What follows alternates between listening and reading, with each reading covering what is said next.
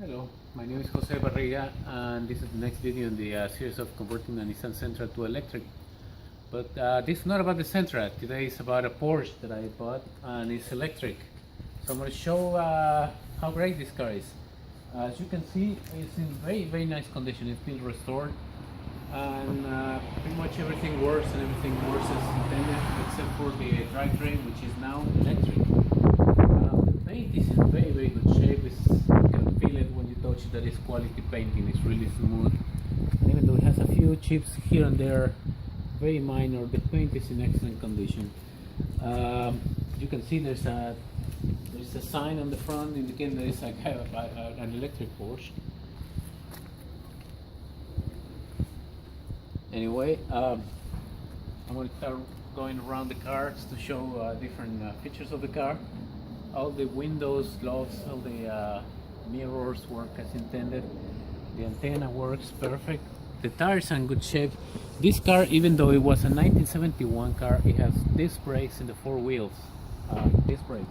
No power brakes, so it's standard brakes and standard power steering. But these cars are so light that it can operate perfectly just like that. I'm going to start going through the car. I mean, this is amazing that the doors close in this way after 45 years that this car's been driving around. The target top is also working perfect. I'm going to show it later. You can pretty much remove it and put it into the trunk, and this becomes a convertible. It has another latch here which can be opened from here. It works also perfectly as originally designed. Some of the batteries are here, and I'm going to show you the motor. This is a mid-engine motor. I hope I can show it. The motor is down here. You can see it there. It's there. It's a Warp 9 motor, and then all these are the batteries. This mechanism, everything works perfectly fine. This is a new tire. I had to replace this one because it was a little defective, the old one, and I was not happy with it. So this is a brand new tire. The trunk is open with this button. It has solenoid. It's an electric trunk. Let me see. Oh, you need push it. Okay. This is the trunk, and as you can see, it doesn't. The conversion didn't use any space. It's pristine, also very solid, no rust. It's been treated for rust, and there's no rust. I mean, what I mean is it's been completely protected. This is part of the controller. These are the indicators and the main contactors. The controller that this car has is a Zilla 1000 amps. Part of the controller is here, but it's connected to a computer, and then part of the controller is down there next to the motor. So this is the trunk. As you can see, it's in excellent condition. The back was restored also to the closest to the original as it was possible. The tires, as I say, they're in excellent condition. The doors work really great. Mirrors, everything, windows, everything works great. The window washer fluid, this used to be the reservoir just to be connected to the spare tire for pressure, and that pressure would make the water come out to the windshield. Since there's no spare tire anymore, and a little motor has been added to the reservoir, so this keeps working. But now it's electric, so it's much better. I'm going to open the hood so you can see now the front of the car. The mechanism to open the front hood is also working really great. There's this double lock, the lock for if you forget to close it. These are the front batteries. They're covered by a plexiglass. This is the main fuse of the system. This is a secondary fuse, but this is done in order to protect the connectors. If you drop something, it doesn't short circuit. These are the motors that lift the lights. That's working perfectly also. the back, as I say, this is a reservoir deposit. This has now an electric motor to push the water through here. This is the charger. This is a variable charger, so if you move this knob to the right, it will charge faster. If you move to the left, it will charge lower. The fastest it can charge, which is here, is about 20 miles per hour of range. 20 miles of range per hour of charging. I usually put it in the middle because I'm not in a rush to charge it when I'm at home. But if you're in a public charging station and you need to go, you move it to the right and it will charge faster. Now, this is the defroster, and this works also as intended. I'll show it later when we're driving. This works really great as intended. And this has a couple of hair blow dryers, one on each side, and they are connected to the battery pack, so that means you get instant heater. When you're driving, you are cold and you turn this on, that's instant heater. Those provide hot air into the cabin immediately. Don't have to wait for the car to get hot or anything like that. Now this is the high voltage junction box. All the high voltage connectors are here. All the low voltage connectors are in this box here. This is the DC to DC converter. This is the DC to DC converter. So basically this replaces the alternator in a car. This takes power from the big battery and make it 12 volts for the accessories. For the radio, for the wipers, for the lights. So this makes 12 volts out of the big battery, and there's a battery here in the back. This is the accessories battery. It's a very small battery, but doesn't need more because there's no starter motor, so there's no need for more. This is the liquid for the brakes, the brake liquid. That's a standard. The way the charger works is just by plugging this. You just replace this to whatever outlet you have in your house, and then pretty much connect it. This works at 100 volts to 220 volts and anything in between. This charger will adapt to any voltage you put into this, anywhere from 100 to 220. And as you can see, this is the maximum voltage that this system uses, 166 volts. Okay. See, this car was made in Germany. This came all the way from Germany. And I will show the hood. It closes very well. It's working really great. I'm amazed at the condition that this car is. Okay, now I'm going to show the interiors a little bit.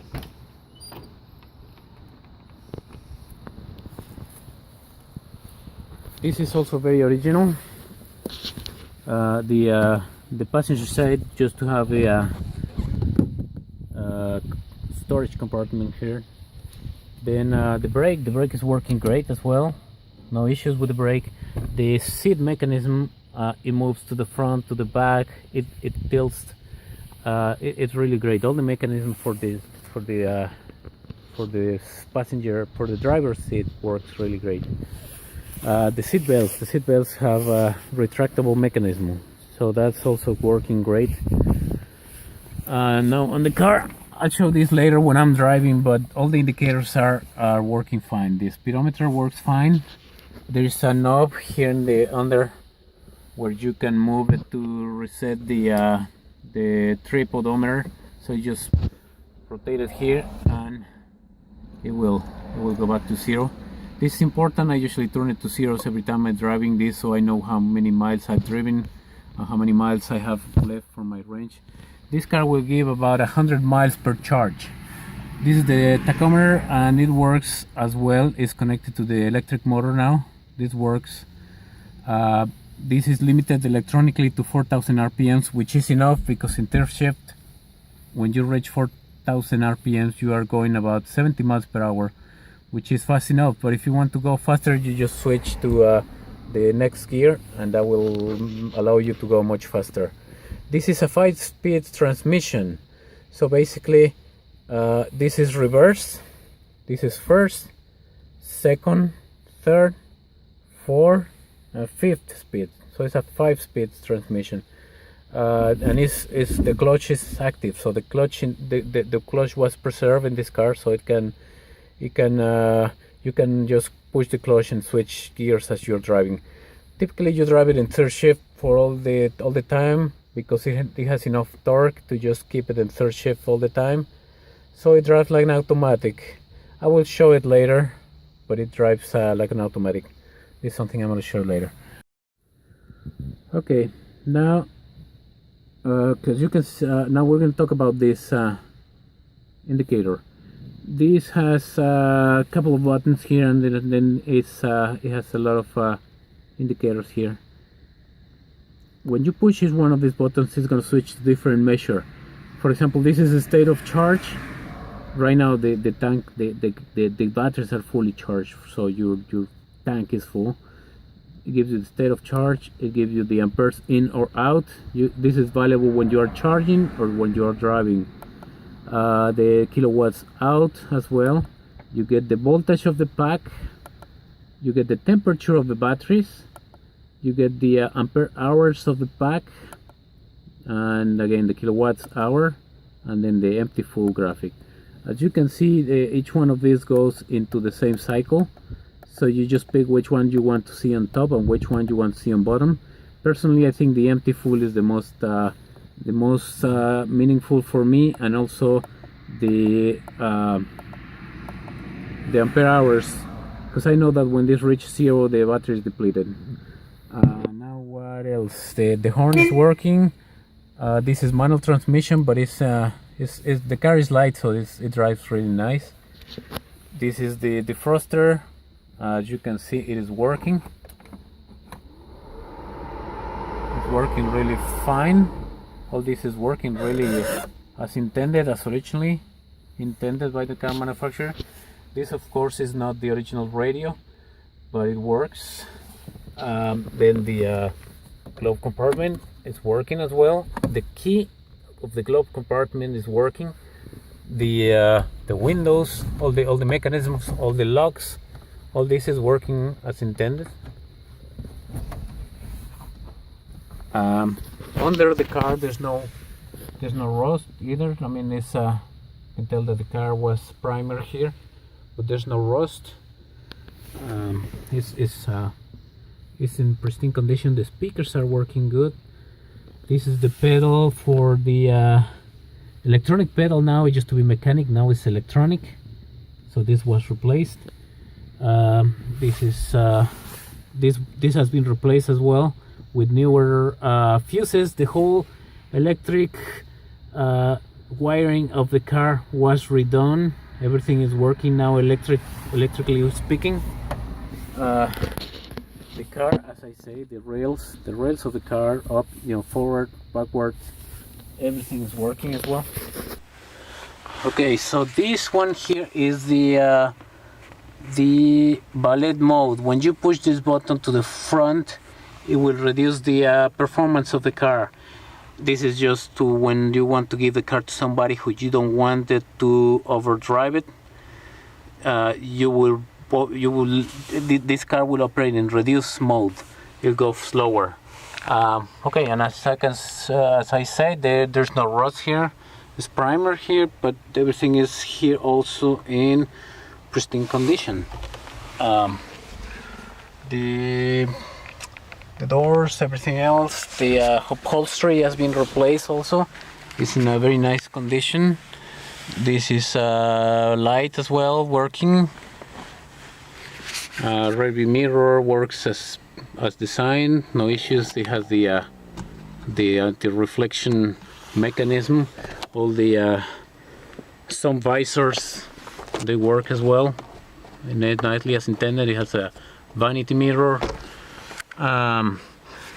Rear window is great too, no issues here. Alright, let's see the instrument now. These are the lights. As you can see, the lights open fine. When I turn it off, they close as expected. All the lights outside work okay. This is the heater. This is instant heater. This turns on the hair blow dryers that I told you before in the front. This is instant heater. This is the trunk release. You push it and then it opens the trunk. The emergency lights working as designed as well. Horn. This is the lighter. The lighter works fine as well, no issues with the lighter. This is the wipers. No issues with the wiper either. It has 2 speeds. Radio, as I said, is not the original. This defroster works okay. What else? The retractable seat belts work as well. Were perfect. All these are functional. This is part of the upholstery. There's some storage here. If you don't want to use this and you want to use the storage, there's the storage here. I personally like to have this one here better. All the car is really in nice condition. There's you know, everything is there's no rust anywhere, which is remarkable. All the mechanism for the seat is in good shape too. All the under the seats, everything is working great. What else? Okay, see the tires. As you can see, the tires are in good shape. Let's see under the car. Under the car has been treated for protected against rust, so there's no sign of rust. The under the car is really well preserved as well. Nothing wrong under the car. I'm gonna go up to the front.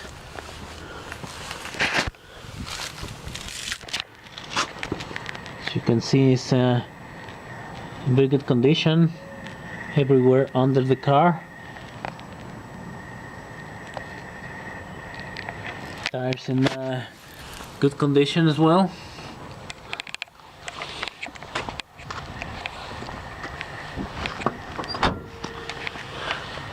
In the back of the car, protective cover has been put in place to protect the motor from the water, so the motor is protected now. This is the new tire. You can see the electric motor now here properly.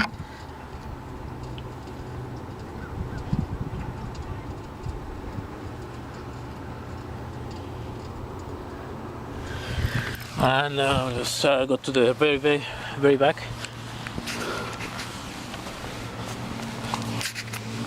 That's how the system looks from behind. There's a small radiator there to cool off the controller, and then there is another small radiator here to cool the controller.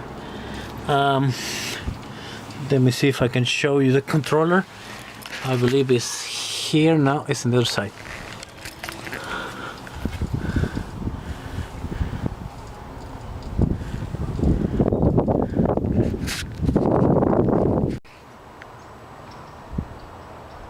So, what's the maintenance that this car needs?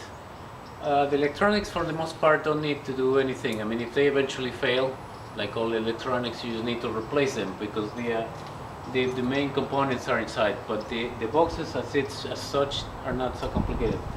The charger, for example, it has an input cable that you plug into your wall, and then an output cable that goes into the batteries. The DC to DC converter also. It has input from the big batteries and the output goes into the small batteries. They have a few other cables here and there, but the most important part is really an input and an output. The controller really needs also only 12 volts, the signal from the throttle, and the connector from the battery to the motor. So those are simple machines. The other cables that they use is like, for example, to the tachometer, to the reverse. So those are surrounding cables, but the main system is really simple. Now, the maintenance that you really need to do with this car is like, since it doesn't have a BMS is battery management system. Since you don't have a BMS in these cars, because they give more problems than what they solve, you just need to come like every 2 or 3 weeks and make sure that the voltage in the batteries are about the same for all of this. For example, this first battery, you check the voltage and you see that it's 326. You go to the next one and you see that is 326. Next one, 326. Then 326, 326, and so on. You go to all the batteries in the front. Then you go to the batteries in the back. Make sure that none of the batteries are much higher or much lower. A few cents of volt, a few differences is fine, but it just need to be close. Every battery needs to be in about the same voltage. For example, this one, 327. Oh, sorry, 327, 327, 327, and that's it. There's also a reservoir here for liquid for the cooler, for the controller, and that's pretty much it. By the way, here's the disconnect switch. This is the disconnect switch that is activated from inside the car, from that red lever that I show you. This actually, let me show you. This one. This lever here, next to the the speed shift, comes all the way here with a cable, and this connects. This connects a switch here, which is this. This is the switch, and that will make it disconnect the whole system. That's an emergency switch, and that's for the big battery. Right, the last thing we want to do before we go on a test drive is remove the target top. So we're going to do that now. This is a great part of the car that becomes convertible. So these are the mechanisms.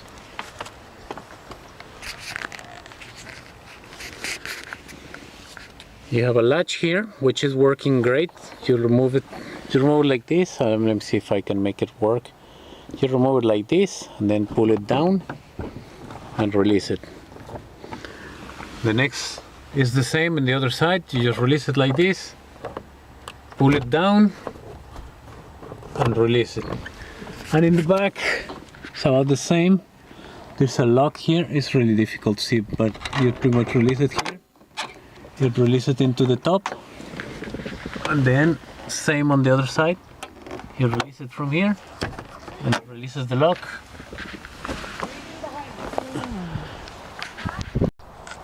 And now that all the latches are released, you open the trunk, because that's where this goes.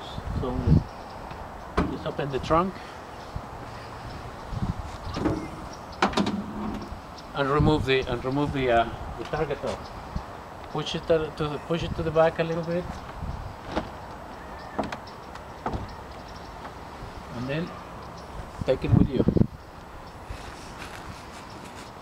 Now, this has a couple of holes. This has a couple of holes here where the latches go. These ones go in there, and then you secure the roof with this too.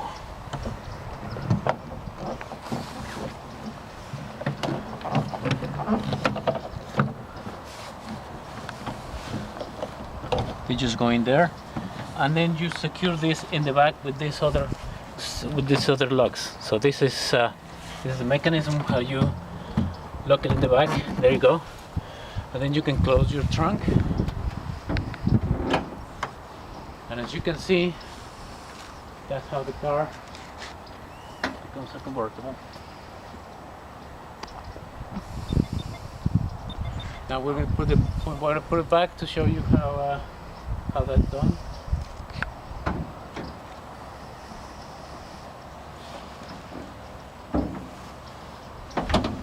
Likewise, you release it from here and you pull it out. You can see the latches here. These are two of the latches. The other ones stay in the car. They lock into the lower part. So basically you put this here. This is fiberglass, by the way, so it's light. It's not that heavy.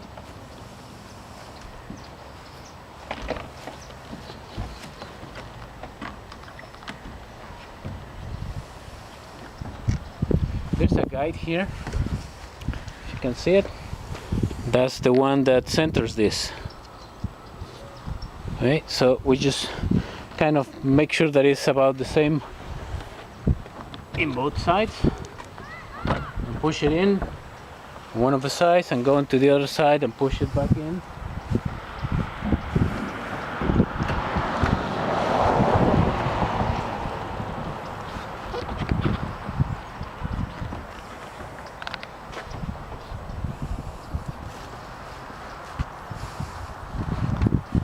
Kind of gives you the measure where it goes. It has to, you know, be a continuation here, and then just make sure that it's fine in both places, and then just secure the latches. You put it here, push it here, and then rotate it to the left. Likewise here, push it in, push it up, and push it to the right. Likewise with the back ones, push it here. It's probably too dark to show you, but it's just you have to grab the post. Likewise on the other side, and ready. Okay, we're going to go for a test drive. I'm just here with the park brake. The way to do this is just to turn on the switch like that, and you can see that the bottoms start, the lights start there. So the system is not ready to go yet. You have to do this. You have to push it like this and release it. Then the lights goes off, and then it's ready to go. I'm just going to release the brake, the hand brake. As you can see, the lights stop. So basically you have to make sure that all the lights are off here, and that means you are ready to go. The car is on, it's silent because nothing moves until you push the pedal, but the car is on. So I'm going to move into reverse. That's reverse, and then I'm going to release the brake. We are on a slide, so we have to we just release the brake and the car goes back. But once we get to the flat side, you will see that the reverse works okay. There's a truck coming, so I'm gonna wait. I'm gonna wait for the truck to come. Oh, the truck turned. Alright, so I'm gonna start pushing the pedal. Now it's using the motor. Oh, by the way, it has a nice cup holder here. It has a nice cup holder. Okay, so we're gonna put in third shift, and you start in third shift. As you can see, it moves okay in third shift.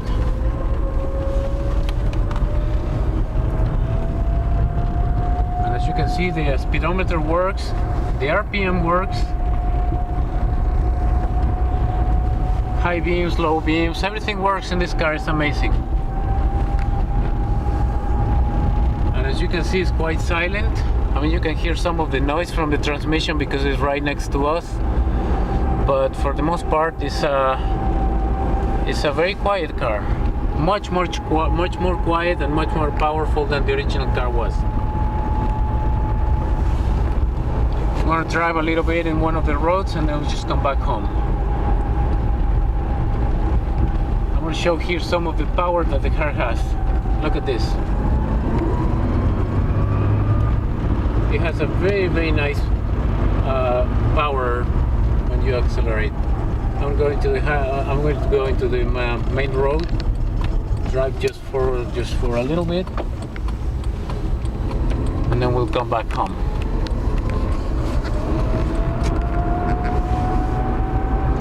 The lock for the wheel, when you remove the key, the protection for thief is active too, so the wheel locks when the key is not there, which is nice. And as you can see, when there's a red light, everything stops in the motor. The motor is not spinning anymore. There's no need to remove the shift, the speed, so you drive it like an automatic. You just leave it in third shift, and when it's time to move, we just push the pedal and it moves again. Electric cars have so much more torque than the gasoline cars, so you can just use third shift for everything. With third shift, you can go all the way up to 70 miles per hour, more or less, or like this is like 100 kilometers per hour. And if you need to go faster, you just move the shift to 4 gear, and then you can go much faster, probably like 100 miles per hour. I haven't even tried, but I don't need to. So we're just gonna go back home for the to the back road. As you can see, you can drive it perfectly fine, even though it's not power steering and it's not power brakes. The car is so light, and it has disc brakes in the 4 wheels that you can just drive perfectly without any more complications. It's the steering is also in very good shape. There's no game. I mean, as soon as I move it, it moves. There's no game. The brakes are very well calibrated. There are no issues with the brakes either. The dashboard is not cracked with the sun. It's been very well protected. There's no cracks on the dashboard. I don't know. It's a very nice car. There's upholstery in the top of the target roof, so it's also in very good shape inside and outside. As I said before, you get about 100 miles per charge in this car.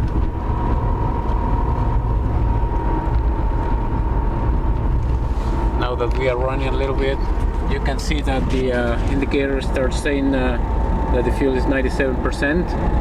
That's because we are using it a little bit now. So that's a very good indicator of your state of charge and how many miles you have left. And I think that's it. I think I've covered the whole car.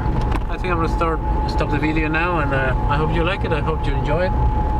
This is a great car. Great to have it. Bye.